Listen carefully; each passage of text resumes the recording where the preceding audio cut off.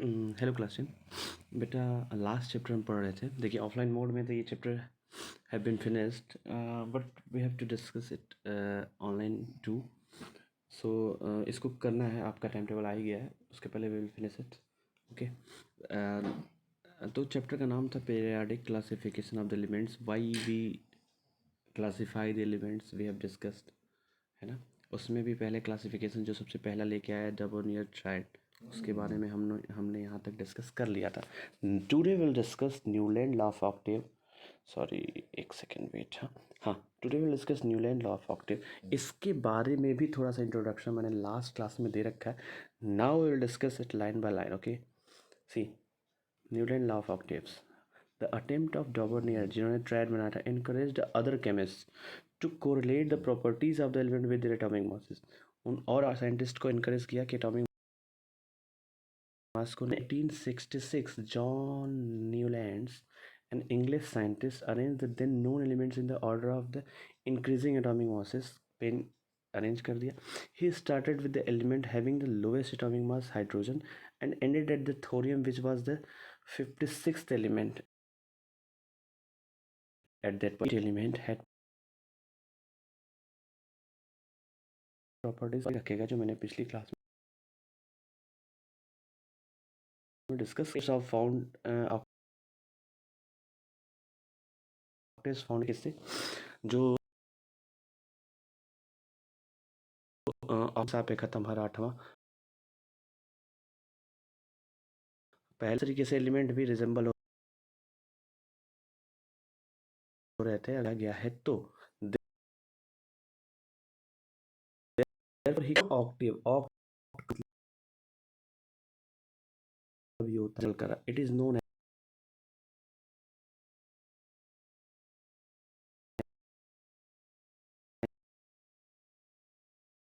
As lithium. Lithium के बाद का आठवां, सॉरी, लिथियम की प्रॉपर्टी रिजेंबल कर रही थी किससे, सोडियम से। और ये भी पाया गया कि लिथियम के बाद आठवां एलिमेंट, जैसे लिथियम का एटॉमिक नंबर 3 और सोडियम का एटॉमिक नंबर 11, तो 3 और 8 11 है ना।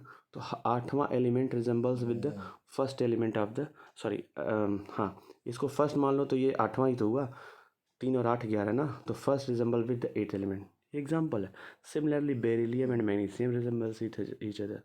बेरिलियम का हाइड्रोजन, हीलियम, लिथियम, बेरिलियम 4 और मैग्नीशियम 12, तो ये चौथा है और ये 12वां है, तो 8वां एलिमेंट रिजेंबल कर जा रहा है। ठीक है ना। ठीक है, resemble each other. A part of the original form of Newland octave. Newland octave का एक यहाँ ये बनाया गया, देख लीजिए इसको। यही इस तरह से उन्होंने अरेंज किया था, इसको रटने की कोई ज़रूरत नहीं है। बस हाँ, थोड़ा थोड़ा जो इसमें इनका भी आप पढ़ेंगे, इनकी कुछ लिमिटेशंस थी, उन चीज़ों को ज़रूर देखना पड़ेगा इसमें। सी अब ये आप बिल्कुल पढ़ेंगे कि आप सारे गाँव पता नहीं सा जानते हैं कि नहीं जानते।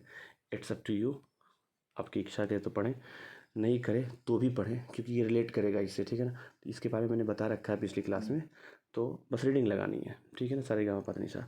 अब देखिए क्या देखना है,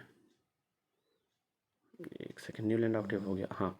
अब इसको देखते हैं यहाँ से लाइन बाय लाइन। ठीक है। It was found that the law of octaves was applicable only up to calcium, मतलब एटॉमिक नंबर 20 तक ही ये फॉलो हो रहा है। As after calcium every 8 element did not possess the properties of that of the first. 20 के बाद हर आठवां एलिमेंट पहले से रिजेंबल नहीं हो रहा है, तो एक तरह से ये क्या हुआ, ये कमी हो गई ना। This is the limitation of the Newland octave, या जो भी कह लें आप। ठीक है ना। दूसरा क्या है, it was assume by Newland that, उन्होंने ये सोच रख लिया कि केवल only 56 element existed in the nature and no more elements would be discovered in the future.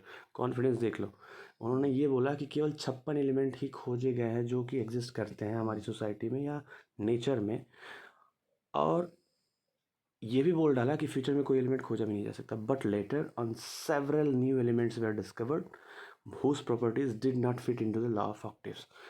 जब इन्होंने ये बोल दिया कि खोजा नहीं जा सकता, तो प्रॉपर्टी के बारे में क्या बताएंगे।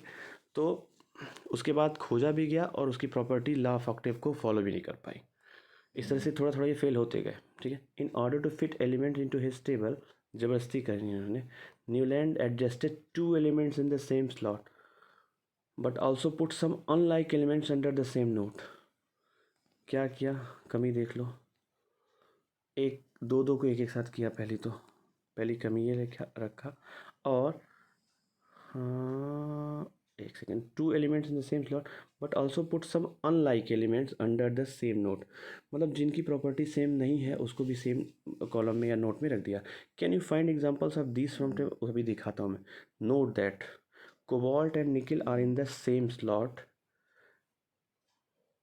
Cobalt and nickel are in the, एक सेकेंड, हाँ, cobalt and nickel are in the same slot and these are placed in the same column as fluorine, chlorine and bromine which have a very different properties in that. अब देखिए chlorine और sorry ये cobalt और निकल जो है ना ये मेटल है, और इस किसको किसको किसके साथ रखा गया, फ्लोरीन, क्लोरीन, ब्रोमीन, ये सब नॉन मेटल्स हैं। तो ये एक कमी थी, पहले कमी की दो को एक साथ रखा, दूसरी जो इलेक्ट्रोनेगेटिव एलिमेंट है या जो नॉन मेटल्स है उनको मेटल के साथ रखा या मेटल को नॉन मेटल के साथ रखा, ठीक है ना।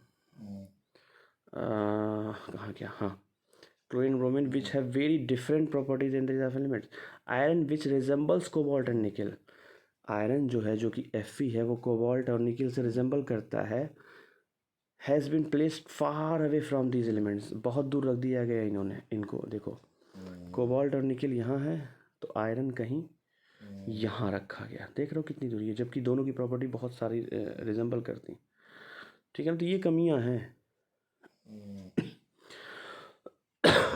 has been placed far away from these elements. With the discovery of noble gases, the law of octaves have become irrelevant. जैसे ही नोबल गैसेस की डिस्कवरी हुई या और भी एलिमेंट की, इम्पॉर्टेंट ये है कि डिस्कवरी जैसे ही नोबल गैस की हुई, लॉ ऑफ ऑक्टेव ख़त्म ही हो गया एक तरीके से, ठीक है ना।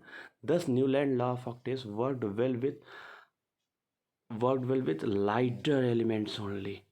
इसमें खुद अभी बताया था मैंने ना कि 20 तक ही फॉलो किया, मतलब लाइटर एलिमेंट जिनका एटॉमिक नंबर कम है उन्हीं के साथ ही फॉलो हुआ, नहीं तो उसके बाद 20 से ऊपर जाने के बाद ख़त्म था किस्सा, ठीक है ना।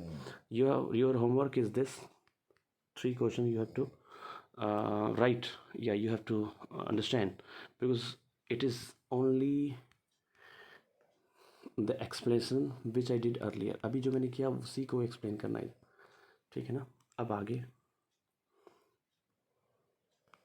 Making order out of Charles Mendeley period, देखो दो हो गए, एक तो डॉबोनियर ने ट्राई किया फर्स्ट, जिन्होंने ट्रायड बनाया था वो हो गया, दूसरा हो गया किसका, न्यूलैंड ऑक्टेव, दोनों ने काफ़ी अच्छा प्रयास किया, कुछ नहीं से तो कुछ तो बढ़िया था ही, लेकिन ये फेल होते गए कुछ न किसी पॉइंट पे, और ठीक है ना।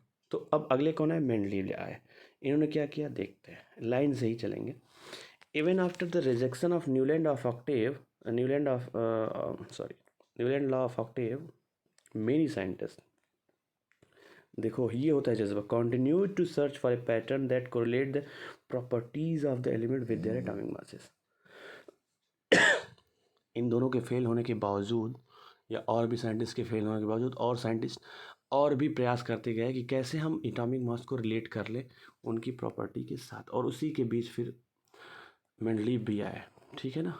क्या किया उन्होंने, the main credit for classifying element goes to Dmitry Ivanovich Mendeleev, a Russian chemist. He was the most important contributor to the early development of the periodic table of the elements, where in the elements were arranged on the basis of their fundamental property.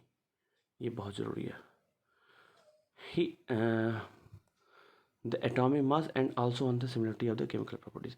तो अब तक जो लोग थे before Mendeleev वो केवल atomic mass के basis पे कर रहे थे, इन्होंने ऐड किया एटॉमिक मास के साथ साथ फंडामेंटल प्रॉपर्टी, एटॉमिक मास तो पहले लोग लेते थे उन्होंने भी लिया, and also the similarity in the chemical property, मतलब दो चीज़ें उन्होंने ऐड की एटॉमिक मास में, जो कि पहले एटॉमिक मास था केवल, उसमें दो चीज़ें उन्होंने ऐड की, एक तो फंडामेंटल प्रॉपर्टी को भी मैच किया और फिर मैचिंग देखी केमिकल प्रॉपर्टीज़ में भी क्यों मैचिंग खा रही, तो उसको फिर एक ग्रुप में या एक साथ रखना शुरू किया, ठीक है ना। एक सेकेंड,